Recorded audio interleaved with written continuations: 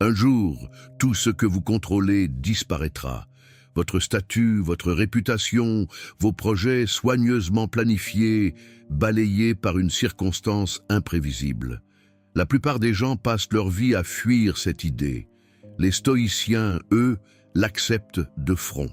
Et cette acceptation change absolument tout. Beaucoup imaginent le stoïcisme comme une philosophie froide, presque insensible, une manière de devenir dur, de ne plus ressentir, de supporter la vie avec un visage impassible. Mais cette vision est une illusion. Le stoïcisme n'a jamais été conçu pour rendre les hommes indifférents. Il a été conçu pour les rendre libres. Libres de la peur constante de perdre, libres de l'obsession du regard des autres, libres de cette agitation intérieure qui transforme chaque difficulté en catastrophe. Pourtant, cette liberté a un prix que peu de personnes sont prêtes à payer. Car accepter la logique stoïcienne signifie abandonner certaines illusions très confortables. L'illusion que la vie nous doit quelque chose. L'illusion que nos efforts garantissent toujours un résultat. L'illusion que les autres devraient agir selon nos attentes. Les stoïciens affirmaient quelque chose de radical.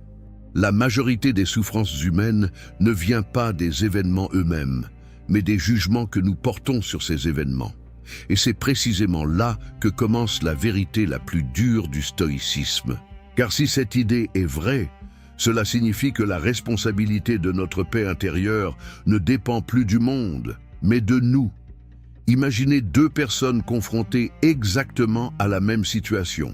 Perdre un emploi, subir une critique publique, voir un projet échouer après des mois d'efforts. Pour l'une, cet événement devient une preuve que la vie est injuste, que le monde lui est hostile, que tout s'écroule. Pour l'autre, le même événement devient simplement un fait brut. Quelque chose s'est produit et il faut maintenant décider comment y répondre. Ce contraste est au cœur de la pensée stoïcienne. Selon les stoïciens, les événements extérieurs ne possèdent pas en eux-mêmes le pouvoir de nous détruire émotionnellement. Ce pouvoir apparaît seulement lorsque nous leur donnons un sens dramatique, lorsque nous construisons mentalement une histoire autour de ce qui s'est produit. La perte d'un emploi n'est pas encore une tragédie. Elle devient une tragédie lorsque l'esprit affirme « ma vie est ruinée ». Une critique n'est pas encore une humiliation. Elle devient une humiliation lorsque l'ego murmure « les autres me jugent et cela définit ma valeur ». Ce que les stoïciens ont compris, et que la plupart des gens refusent d'admettre, c'est que l'esprit humain fabrique une grande partie de sa propre souffrance. Non pas volontairement, mais par habitude. Depuis l'enfance, nous apprenons à interpréter les événements comme des attaques personnelles, comme des injustices, comme des preuves que quelque chose ne va pas. Le stoïcisme vient briser ce réflexe. Il nous force à regarder la réalité sans les histoires que nous inventons. Et pour beaucoup de personnes, cette idée est profondément inconfortable.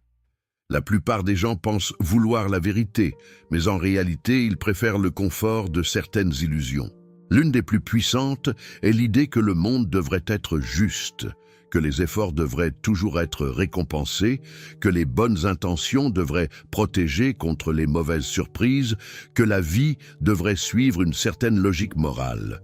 Pourtant, l'observation la plus simple de l'histoire humaine montre le contraire. Des personnes honnêtes échouent, des personnes médiocres réussissent, des projets prometteurs disparaissent du jour au lendemain.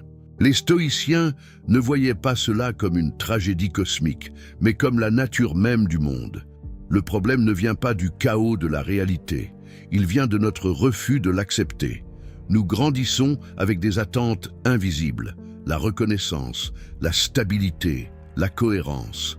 Et lorsque ces attentes se brisent, la douleur apparaît. Mais pour un stoïcien, cette douleur révèle surtout une erreur de perspective. Car attendre que le monde se conforme à nos désirs revient à confier notre paix intérieure à des forces que nous ne contrôlons absolument pas. C'est une stratégie perdante dès le départ. La véritable discipline stoïcienne consiste donc à déplacer le centre de gravité de notre vie. Au lieu d'exiger que la réalité soit favorable, nous apprenons à devenir capables de faire face à n'importe quelle réalité. Cette différence paraît subtile, mais elle transforme radicalement la manière de vivre chaque événement. À partir de ce moment, le stoïcisme introduit une distinction qui peut sembler simple, mais qui bouleverse complètement la manière de vivre. Certaines choses dépendent de nous, et d'autres non. Cette idée paraît évidente au premier regard, pourtant presque personne ne vit réellement selon ce principe. Nous passons une immense partie de notre énergie à tenter de contrôler ce qui ne dépend pas de nous. L'opinion des autres, les décisions des supérieurs, les circonstances économiques, la chance, le passé et même parfois l'avenir. Lorsque ces éléments échappent à notre volonté, ce qui arrive presque toujours, nous ressentons frustration, colère ou découragement. Les stoïciens affirmaient que cette bataille est perdue d'avance. Aucun être humain ne peut contrôler le monde extérieur. Ce que nous pouvons contrôler, en revanche, est beaucoup plus précis, nos jugements, nos décisions, nos actions présentes. Pourtant, cette idée dérange profondément. Car si la paix intérieure dépend réellement de notre manière de penser, alors nous ne pouvons plus accuser les circonstances pour justifier notre agitation. La colère, la jalousie, l'amertume ne sont plus simplement des réactions naturelles, elles deviennent des réponses que nous avons d'une certaine manière laissées s'installer. Et c'est là que la philosophie stoïcienne devient exigeante. Elle retire l'excuse la plus confortable, celle de croire que nos émotions sont entièrement imposées par le monde. Prenons un exemple simple mais révélateur, l'opinion des autres. Une grande partie des décisions humaines est influencée par le regard extérieur. Beaucoup choisissent une carrière, un style de vie ou même certaines relations en fonction de ce qu'ils pensent que les autres vont approuver. Cette recherche de validation semble naturelle, presque inévitable. Pourtant, pour un stoïcien, elle représente une forme de dépendance invisible, car l'opinion des autres ne nous appartient pas. Elle change constamment. Elle dépend de perceptions partielles, d'émotions passagères, parfois même de simples malentendus. Aujourd'hui, quelqu'un peut vous admirer, demain la même personne peut vous critiquer sévèrement. Si votre tranquillité intérieure dépend de ces fluctuations, votre stabilité devient fragile par définition. Les stoïciens voyaient dans cette quête de reconnaissance une source majeure d'agitation mentale. Non pas parce que l'opinion des autres est totalement sans valeur, mais parce qu'elle ne peut jamais être un fondement solide pour la paix intérieure. Chercher à être respecté et compréhensible. Chercher à être approuvé par tous est impossible. Et pourtant, beaucoup passent leur vie à poursuivre cet objectif silencieux. Le stoïcisme invite à un déplacement radical. Agir selon ce qui est juste et raisonnable, même si cela ne produit pas immédiatement l'admiration ou la validation sociale. Cette position demande un courage particulier, car elle implique d'accepter quelque chose que l'ego déteste entendre. Il est possible de faire ce qui est correct et d'être malgré tout mal compris. Une autre vérité difficile du stoïcisme concerne notre relation avec l'échec. Dans la culture moderne, l'échec est souvent interprété comme une preuve d'insuffisance personnelle. Lorsqu'un projet échoue, beaucoup pensent immédiatement « je ne suis pas assez compétent, je n'ai pas ce qu'il faut » ou pire encore, « tout cela n'a servi à rien ». Les stoïciens considéraient cette réaction comme une confusion fondamentale. Pour eux, l'échec n'est pas l'opposé du succès, il est simplement le résultat d'un événement qui ne dépend pas entièrement de nous. Imaginez un archer. Il peut s'entraîner pendant des années, perfectionner sa posture, contrôler sa respiration et viser avec précision. Mais une fois la flèche lâchée, le résultat final dépend de nombreux facteurs. Le vent, la distance, les mouvements imprévus de la cible. L'archer stoïcien ne juge donc pas sa valeur uniquement à partir du résultat. Il se concentre sur la qualité de son action.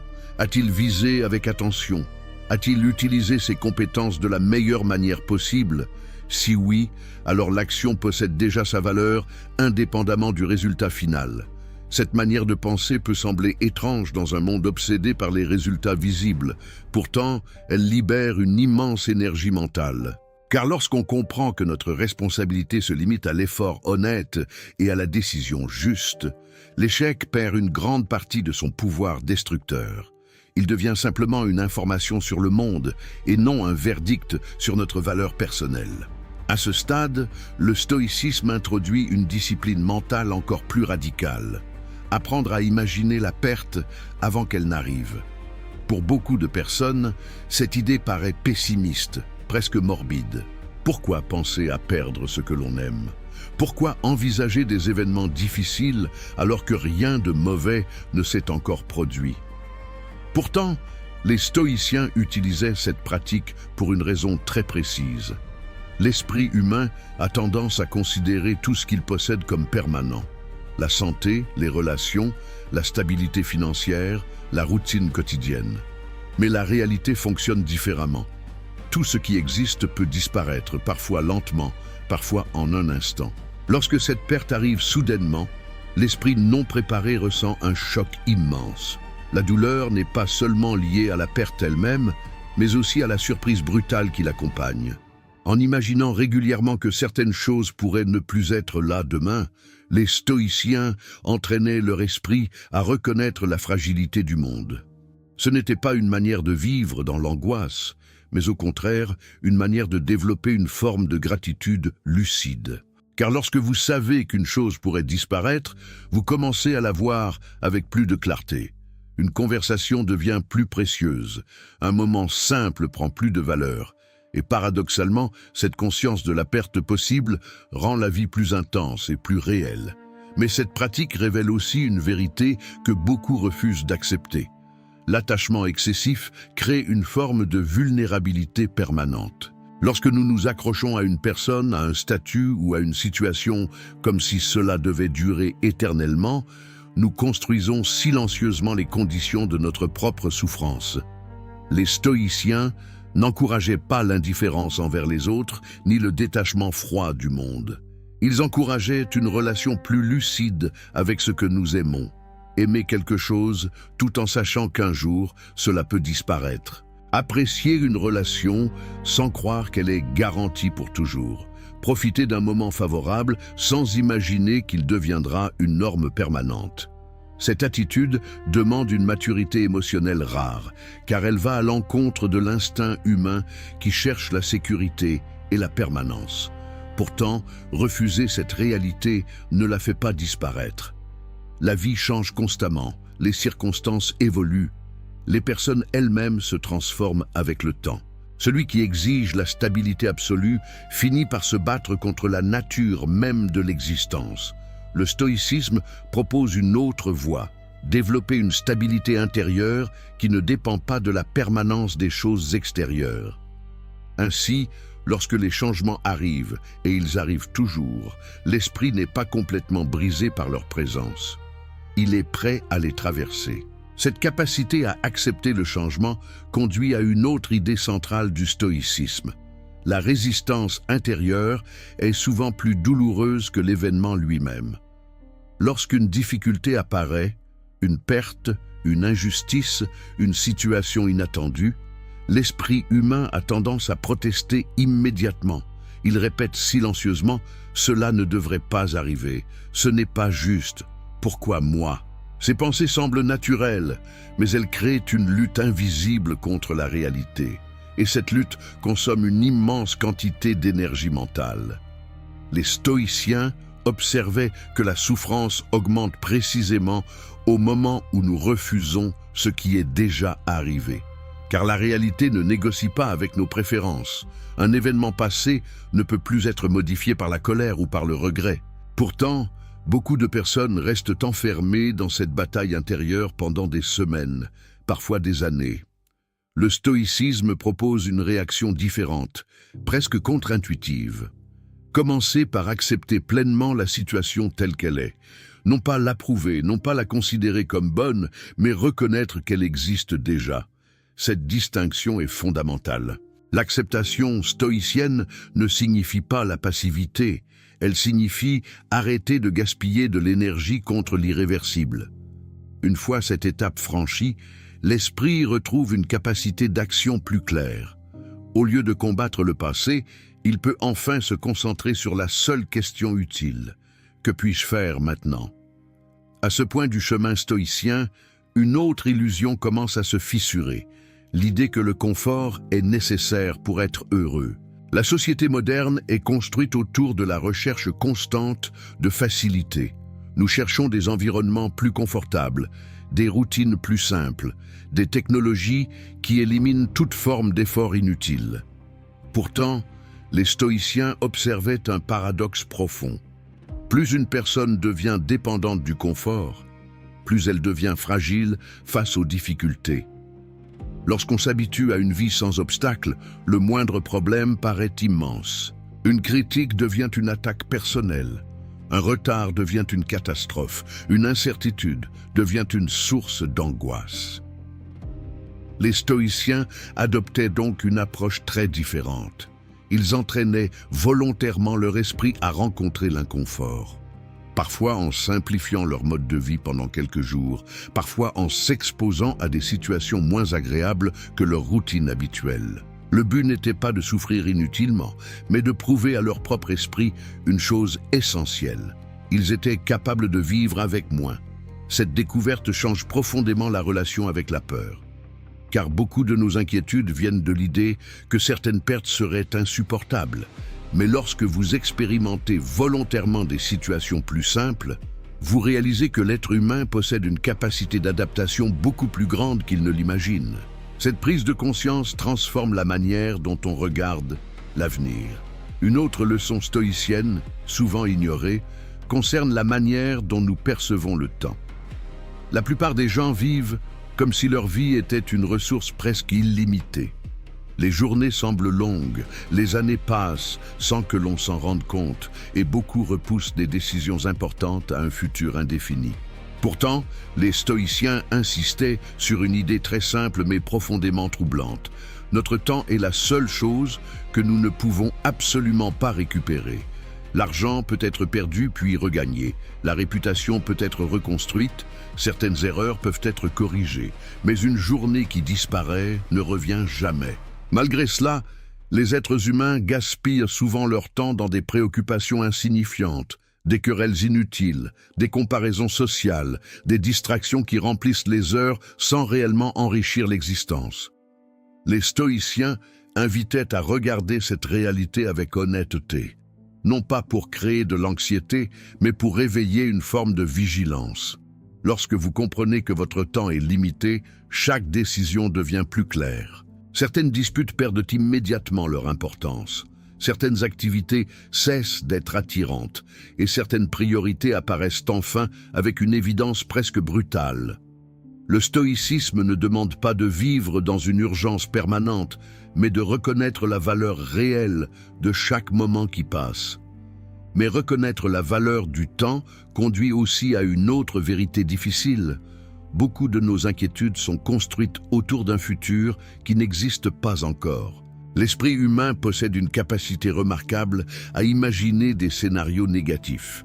Une simple incertitude peut rapidement devenir, dans notre imagination, une chaîne entière de catastrophes possibles. Nous pensons à ce qui pourrait mal tourner, à ce que les autres pourraient dire, à ce que nous pourrions perdre, et pendant que ces scénarios occupent notre esprit, la vie réelle continue de se dérouler dans le présent. Les stoïciens observaient que cette habitude mentale crée une forme de souffrance anticipée. Nous souffrons non pas à cause d'un événement réel, mais à cause d'une projection que notre esprit a fabriquée. Bien sûr, réfléchir à l'avenir peut être utile pour planifier et agir avec prudence. Mais lorsque la réflexion devient une rumination constante, elle cesse d'être utile. Elle devient simplement une source d'agitation intérieure. Le stoïcisme propose alors une discipline simple mais exigeante, ramener l'attention vers l'action présente. Car le seul endroit où nous pouvons réellement agir est maintenant. Le futur sera influencé par ce que nous faisons aujourd'hui, mais il ne peut pas être contrôlé par l'inquiétude. En concentrant l'énergie sur ce moment précis, l'esprit retrouve une forme de clarté qui disparaît lorsqu'il se perd dans des scénarios imaginaires. Finalement, le stoïcisme nous confronte à une question que peu de personnes osent se poser honnêtement. Qu'est-ce qu'une bonne vie ? Pour beaucoup, La réponse semble évidente. Une bonne vie serait une existence remplie de plaisir, de sécurité, de reconnaissance et de succès visible. Pourtant, l'histoire montre que ces éléments ne garantissent pas la tranquillité intérieure. Des personnes riches vivent dans l'anxiété. Des individus célèbres sont obsédés par le regard des autres. Et certains qui ont obtenu tout ce qu'ils désiraient découvrent malgré tout un sentiment de vide. Les stoïciens proposaient une définition très différente de la réussite. Pour eux, une bonne vie n'était pas celle qui accumule les avantages extérieurs, mais celle qui développe un caractère solide. Un esprit capable de rester calme dans la difficulté, juste dans ses décisions et lucide face aux événements.